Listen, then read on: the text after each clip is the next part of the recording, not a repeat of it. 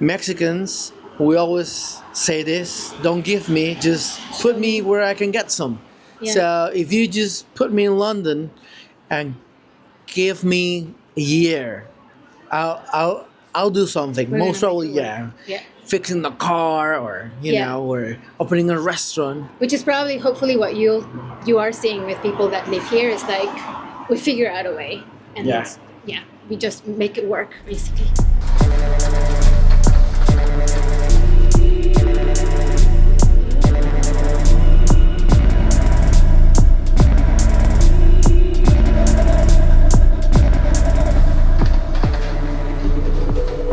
How did Homies on Donkeys end up in the UK?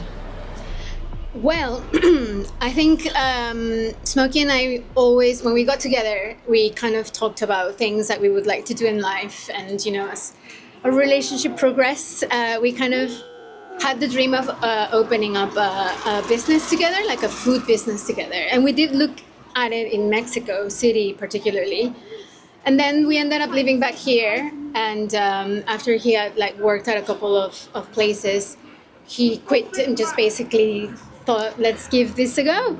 Yeah, so we always thought we used to have this Sunday sessions back in Mexico with our friends called pijamings, where you show up in your pajamas on a Sunday and everyone will bring stuff over to cook on a Sunday barbecue, and we always thought it'd be cool to transport this feeling of pijaming with your friends and your homies into an actual restaurant where you will come and it will feel like you're just hanging out with your homies and friends. So that was the initial idea and concept of Homies on Donkeys.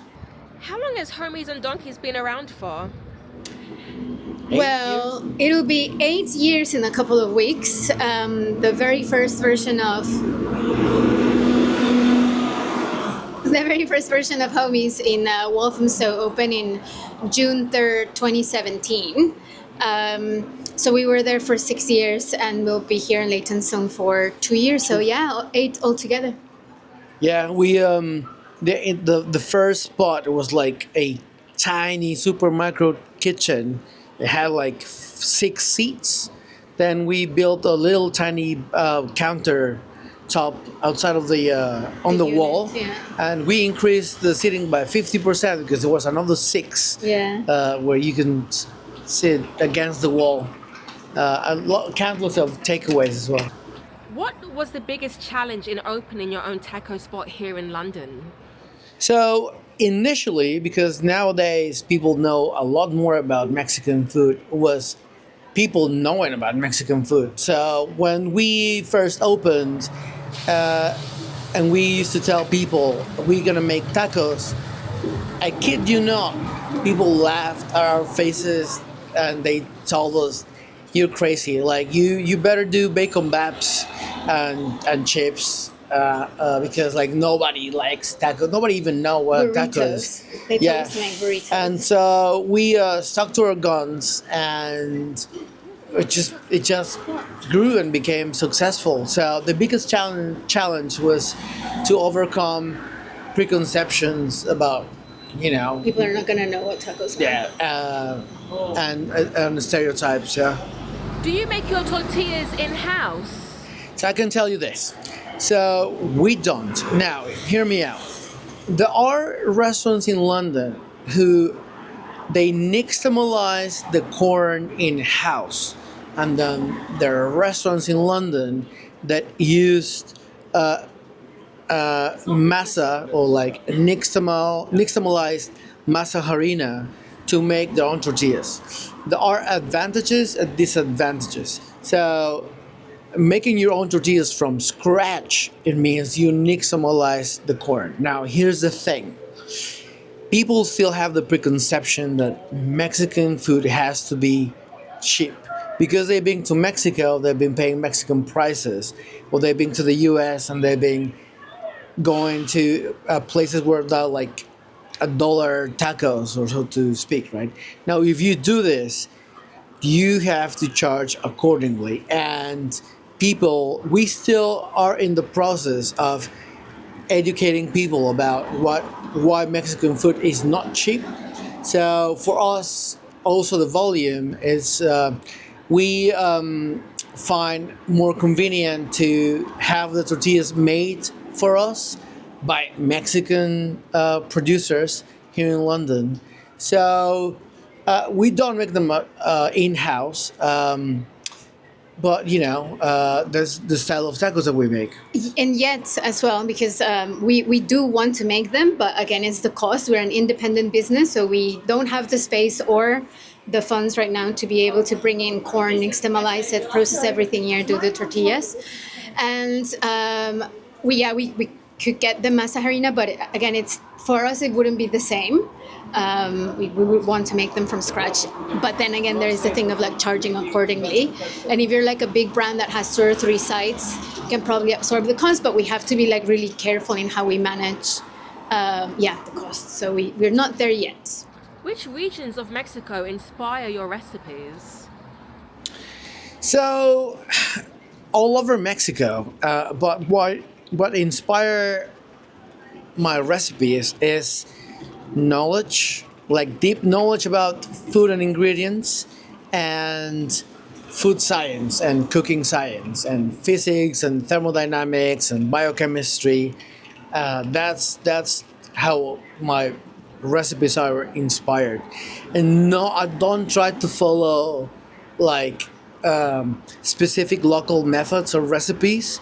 I remember food that I liked, and then through my knowledge and skill, I try to do my own version using the tools that I have available in 2025, which is like a lot of knowledge and technology and access to ingredients that maybe they didn't have access to back in the day, or they don't use locally back in Mexico. Yeah, and that's also something that makes Homies like a very different Mexican restaurant in London, is that we don't cook a particular regional cuisine, or our tacos are not traditional. So you will find things like carnitas in our menu and birria, but we don't do the birria that you have in any other restaurant here in the UK, which has cheese and broth to dip in, which is surely delicious, but that's more like an American version of what birria is.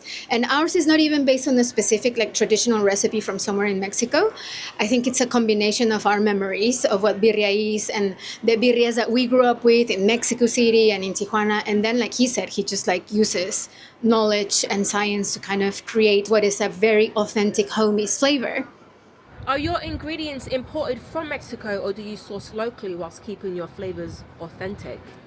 So we definitely use a lot of ingredients imported from Mexico, but however, we use ingredients that we see in the market here locally, and I think that's part of what makes Homies on Donkeys different, because I cook from a Mexican experience, since I'm Mexican, and a Mexican experience in the sense of like my mom would go to the market and we'll see something, I'll make it, because being Mexican, you just have to do with what you have, what you get. So I can go to the market and see, I don't know, Jerusalem artichokes, which is not a typical Mexican ingredient, but I'll make it Mexican and I'll make it feed into my Mexican gastronomic philosophy. And then it becomes like part of my identity as a Mexican chef. So yeah, we use a lot of stuff that we just see locally here in London. Yeah. We have a local butcher as well that is just like all Scottish beef, for example. So yeah, we mix. Do you feel there's a growing appreciation for real Mexican food in London? Yeah. Obviously, Mexico has become a super popular destination nowadays for European people to go. So like places like Oaxaca, Baja, obviously Tulum, Mexico City. And obviously they go there and they experience like Mexican food. But here's a caveat. They always go to the same places, and these places they go to most likely are already super gentrified by tourism. So what they think they're getting as traditional or authentic is not what a local Mexican would perceive as authentic and real Mexican food. And I tell you this because I've been to Mexico, and with the my friends from the UK, I asked them where they go. They always go to the same neighborhoods. They stay in the same places, and they go to the same restaurants. Which, although they're in Mexico, I wouldn't per se say this is real Mexican or authentic Mexican, and also I think like authenticity is a bit of a myth when it comes to a culture, because what for my mom is authentic for her mom or her grandma, it was completely different because people change, trends change, technology change, ingredients change. So I think authenticity is a bit of a myth, and sadly also is a term that is always used to identify Mexican gastronomy, and it just boxes you in. At least to me as a chef, and it's not allowing me to grow outside of this box of authenticity, because I'm a chef in 2025 when you're watching this video, and so I have to cook accordingly to what I have available in my hands. I'm not in the business of authenticity. I'm in the business of incredibly tasting food, and I will use anything at hand to make this possible. I think there is authenticity because it is our way of doing it. That's pretty authentic. I think maybe there's a conflation of what authenticity and traditional is in the way that people perceive Mexican food. So I definitely think that's amazing that there's more people from the UK traveling to Mexico, and they're not only going to Cancun now, they're going to other places. And I don't see that as a bad thing. I think that it's really good. And at the same time, I think that, go to places that aren't the regular places that tourists are going and explore more of what is there. And you will find that there are all kinds of different variations on the cuisine, on the culture. And then you come back with more of a picture of what is modern Mexican that is authentic, but it's not the picture of traditional that I think people kind of Romanticize. a little bit, yeah. Do you have any thoughts on the lack of Mexican-owned restaurants in London or the UK? I think there are more now, which is amazing to see. And like when we did the takeover the first time, it was us and I think maybe 5 other traders, and we were the only Mexican owned. And we did our feedback to Alex was this was great. Get more Mexican owned businesses involved, and we're so happy that he did. And the festival has grown and grown each year, and it's got more and more Mexican owned businesses. So we're pretty stoked to kind of see that there are now more Mexican owned businesses. I mean, there's also lots that are not, and I guess that in the same vein of the thing that I was saying before is just for people that are not Mexican doing Mexican food, I don't think that it's a bad thing. I think that it needs to come from a place of knowledge and your experience. So what am I doing here? Am I doing Mexican inspired food, or am I doing a take on traditional Mexican food, which to us is going to come across as not authentic? So it's just more about the intention and the curiosity and the passion, the knowledge that comes through a business that if it's Mexican known, it'll be amazing, and the sense of community that we get from that is great. And for businesses that aren't Mexican known, it's just really get in there and don't only make it because right now it's popular to make tacos. Yeah, look, I've been here really long, and I remember the times where almost every other Mexican restaurant was not Mexican staff, not Mexican owned, and obviously you could tell because there was no real knowledge about how to make the flavors. And obviously it's super difficult for Mexicans to open businesses in the UK, mainly because if you are a Mexican who has the means to travel and live outside of Mexico, or at least in Europe, most probably you could go to Spain because of the language barrier. So, and obviously, you have to navigate a lot of complicated procedures with like permits, insurance, taxation, etc., to be able to actually get a business going. And but as Sandra was touching on this, Mexicans, we always say this: don't give me, just put me where I can get some. Yeah. So if you just put me in London and give me a year, I'll do something. We're gonna Most probably, make it work. yeah, Yeah. fixing the car, or Yeah. or opening a restaurant. Which is probably, hopefully, what you are seeing with people that live here is like we figure out a way, and Yeah. yeah, we just make it work basically. Any last words you want to share before we close it off? Well, I think it's just based on what we've been talking about. It's just I think that it's amazing that Mexican culture and Mexican food specifically has been like a real boom of it here in London.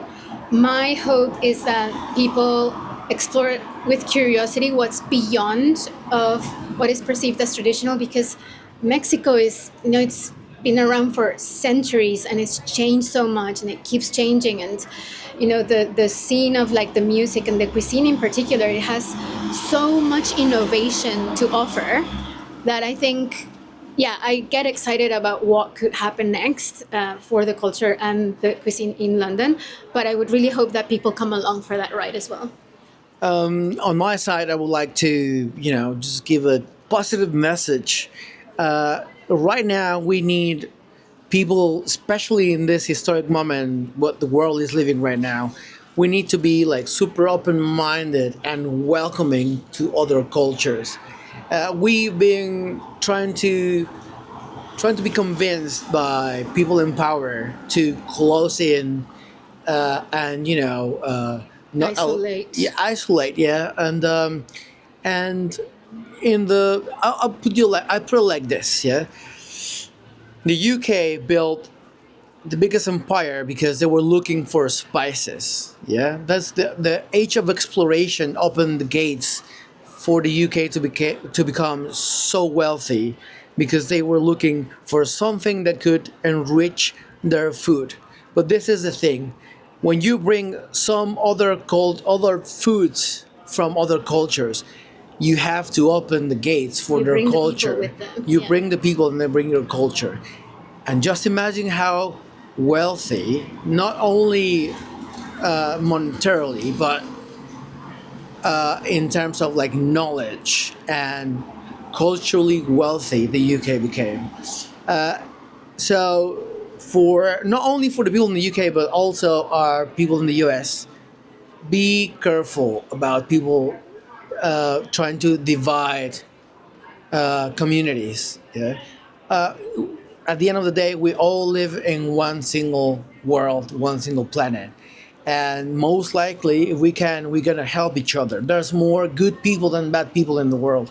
So just be open minded and be loving and be welcoming. Share the love and share the food.